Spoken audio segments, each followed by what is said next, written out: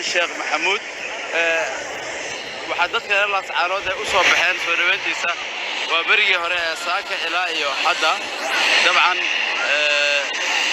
garoonka Laascaanood iyo guud ahaan magaalada Laascaanood zaxmadda dareenka iyo farxadda ka jirtayna ma ahan wax la soo koobi karo ma ahan wax la soo koobi karo haddaba dabcan ma ahan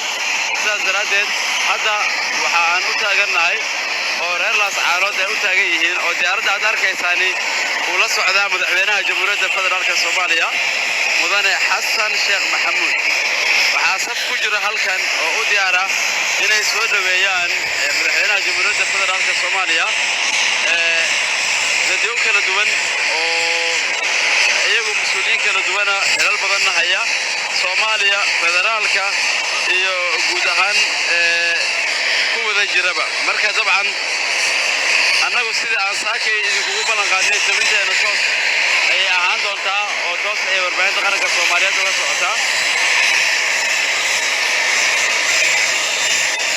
diyaaradii madaxweynaha jamhuuriyadda federaalka Soomaaliya